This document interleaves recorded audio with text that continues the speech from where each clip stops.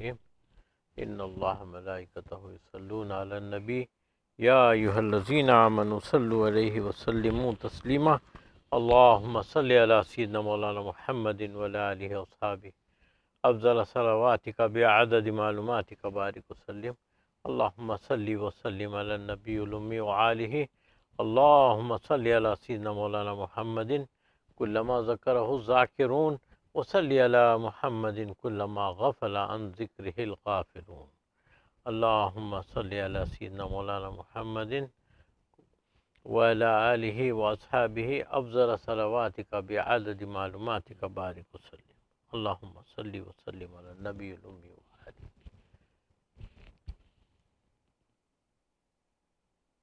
اللہ تبارک و تعالیٰ کا ارشاد ہے کہ افلا یعلم اذا بعثر ما فی القبور وحصل ما فی الصدور صدق اللہ العظیم وصدق رسولہ النبی الکریم ونحن علی ذلک لمن الشاہدین والشاکرین۔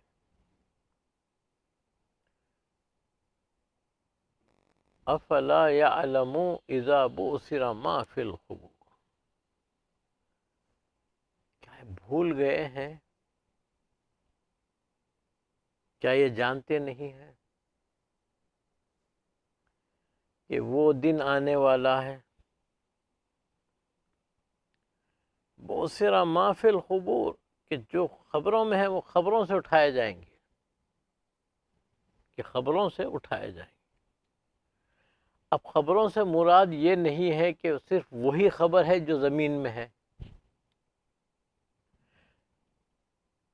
پھر وہ کیا ہوگا کہ جو سمندر میں ڈوب گئے، پانی میں ڈوب گئے، یا کسی کو جانوروں نے کھا گیا۔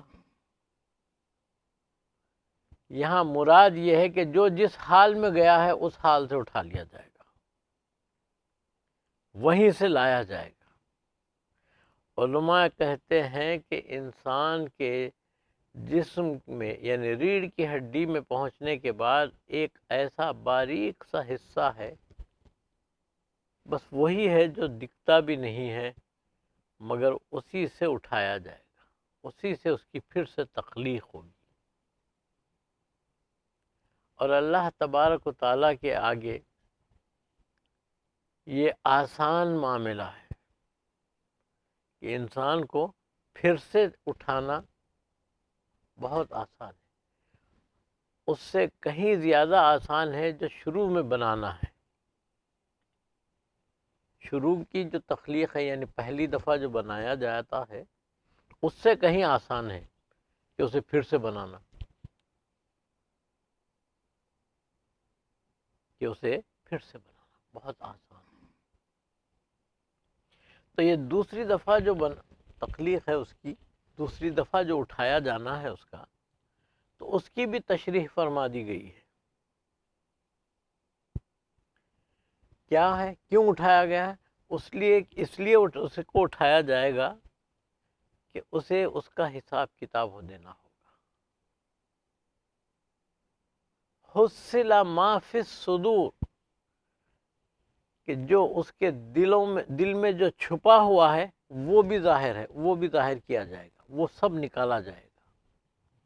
ہو سکتا ہے کہ اس دنیا کی عدالتوں میں، اس دنیا میں وہ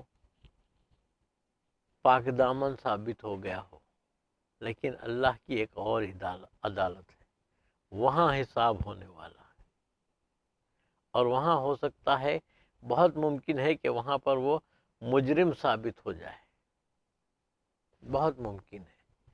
تو اللہ کی عدالت میں بھی کھڑے ہونا ہوگا، اور وہاں پر یہ ضروری نہیں ہے کہ یہاں پر مجرم والی بات ہو، یا پھر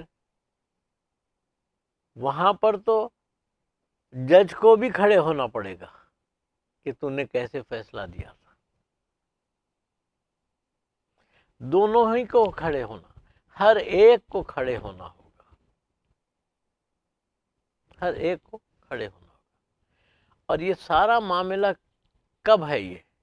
یہ معاملہ ہے قیامت کا، اور قیامت کا معاملہ کیا ہے؟ قیامت کی کچھ نشانیاں ہو چکی ہیں، کچھ ہو رہی ہیں اور کچھ ہونے والی ہیں۔ آپ پوچھیں گے کہ کچھ ہو چکی ہے اور کچھ ہو رہی ہے اور کچھ ہونے والی ہے، تو یہ کچھ جو ہو چکی ہیں وہ کون سی ہیں؟ جو ہو چکی ہیں اس میں سب سے بڑی نشانیاں جو ہیں وہ یہ ہے کہ چاند کا ٹوٹنا، شق القمر، تو چاند کو دو ٹکڑے ہوا اور پھر سے جڑا دیا گیا، اور یہ سب سے بڑی نشانی ہے۔ اور اس سے بھی بڑی نشانی یہ ہے خود نبی کریم صلی اللہ علیہ وسلم کی ولادت ہے، آپ کا ظاہر ہونا اس دنیا میں، آپ کا ظاہر ہونا سب سے بڑی نشانی ہے، آپ کا اس دنیا میں ظاہر ہونا ہوا، یہ آپ ظاہر ہوئے، اب اور کوئی نبی نہیں آنے والے، آپ آ گئے، یہ سب سے بڑی نشانی۔ اس طرح کے معاملے ہیں۔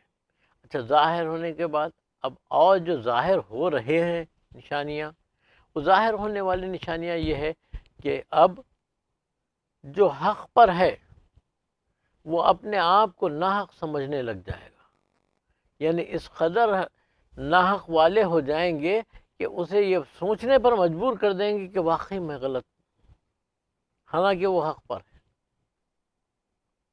اس قدر اس کے پیچھے۔ اور ممبروں کی زینت وہ لوگ بنیں گے جو حق پر نہیں ہیں، جو حق پر نہیں ہے وہ لوگ ممبروں پر بیٹھ جائیں گے، مساجد ان سے بھر جائیں گی، اور ان میں ایک بھی ایسا نہیں ہوگا جو حق پر ہے۔ آپ یوں سمجھ لیں کہ اس حدیث کو یاد کریں جس حدیث میں نبی کریم صلی اللہ علیہ وسلم کا ارشاد ہے کہ میری امت میں 73 فرقے ہوں گے،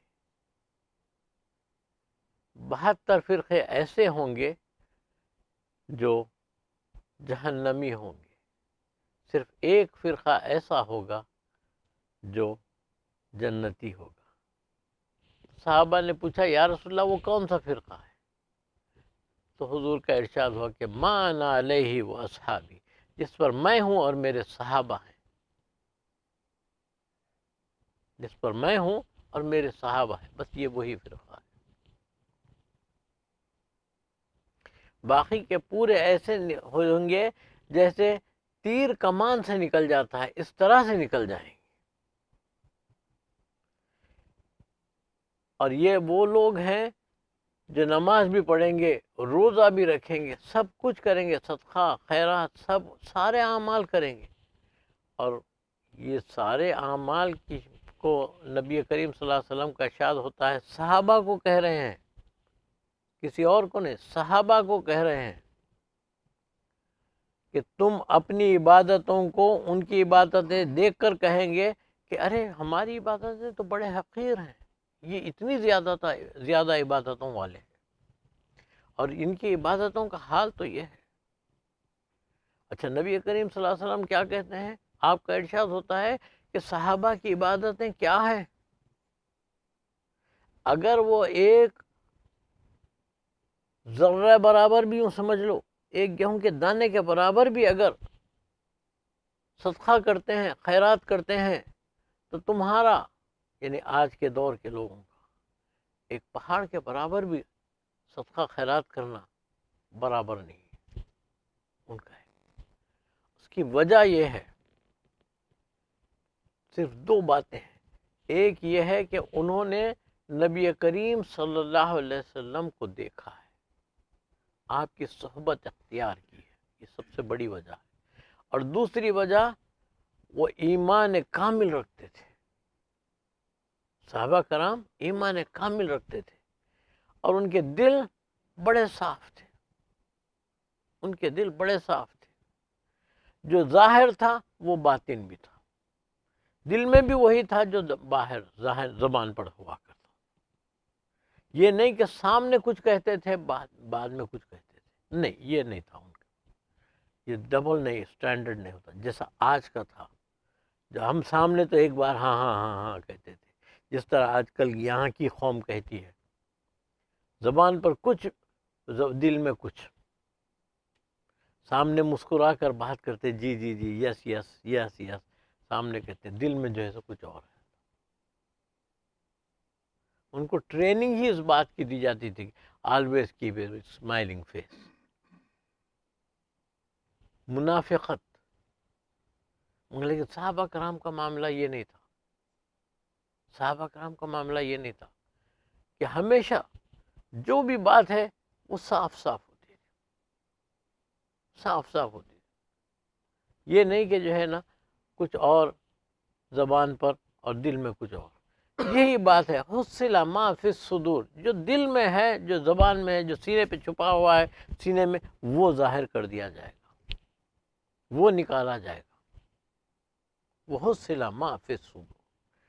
اور پھر یہ ہے کہ یہ بھی قیامت کی نشانیوں میں ہم دیکھ رہے ہیں کہ قیامت کی نشانیوں میں یہ بھی کہا گیا ہے کہ مرد مرد سے شادی کرے گا. اور آج ہم دیکھ رہے ہیں کہ بہت ساری ریاستیں اس ملک میں بھی اور دنیا میں بھی اسے لیگلائز کر لیا گیا ہے. لیگلائز کر دیا، عورتیں عورتوں سے شادیاں کرتے ہیں، یہ بھی لیگلائز کر لیا گیا ہے. یہ نشانیاں ہیں، یہ نشانیاں ہیں اللہ کے رسول صلی اللہ علیہ وسلم نے پہلے ہی بیان کر دی، 1400 سال پہلے.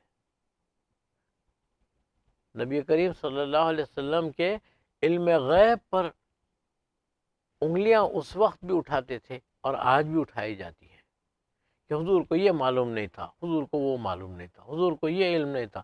اگر آج بھی اگر کوئی اٹھاتے ہیں انگلیاں تو سمجھ جانا کہ یہ وہی لوگ ہیں، یہ وہی فرقہ ہے جو نبی کریم صلی اللہ علیہ وسلم پر اس زمانے میں اٹھایا کرتا تھا. یہ وہی لوگ ہیں.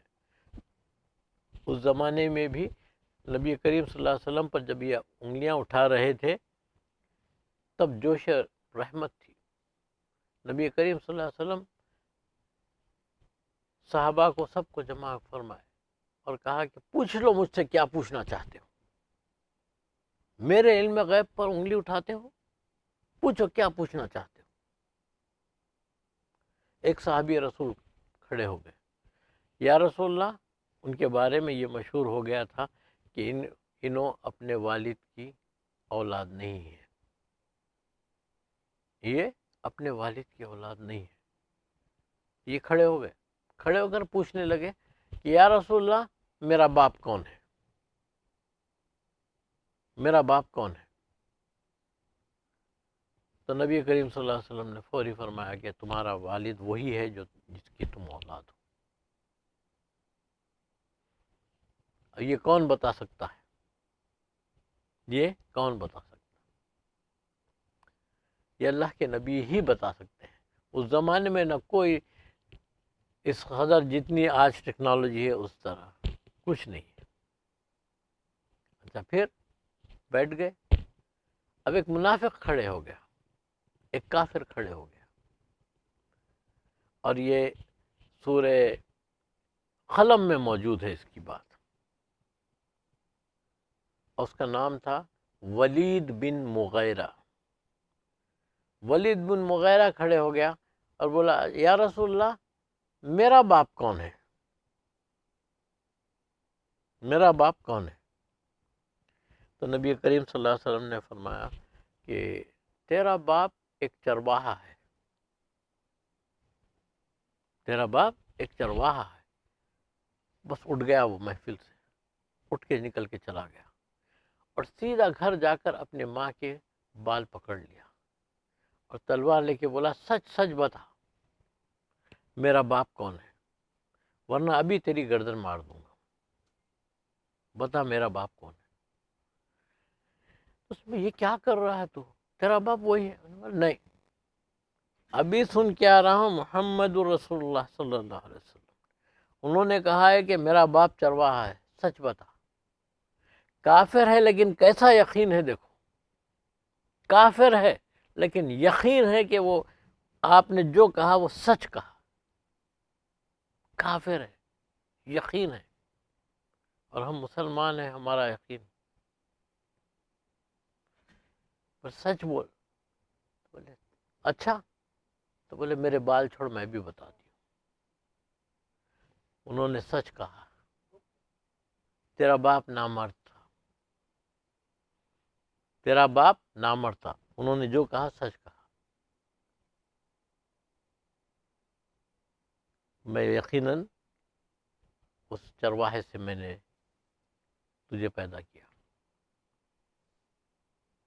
سورہ قلم میں ہے، جا کر جو چاہے دیکھ لے، پڑھ لے جا کر. تو عزیزان محترم، نبی کریم صلی اللہ علیہ وسلم کی بات جو کہی گئی ہے وہ ہو کر رہے گی. آسمان ٹوٹ سکتا ہے، زمین پھٹ سکتی ہے، لیکن نبی کریم صلی اللہ علیہ وسلم کی بات ٹل نہیں سکتی. نبی کریم صلی اللہ علیہ وسلم کی کہی ہوئی بات ٹل نہیں سکتی. تو عزیزان محترم، توبہ کا دروازہ کھلا ہوا ہے، توبہ کا دروازہ کھلا ہوا ہے. ہمیں چاہیے کہ ہر وقت، ہر لمحہ توبہ کرتے رہیں، استغفار کرتے رہیں، اللہ سے معافی چاہتے رہیں. ہم سے جانے انجانے میں کتنے غلطیاں ہوتے ہیں ہمیں کوئی علم نہیں ہے. اللہ کی پکڑ بڑی پکڑ ہے، بڑی پکڑ ہے. تو اللہ سے دعا کریں کہ اللہ ہمیں معاف فرمائے. وما علینا الا البلاغ.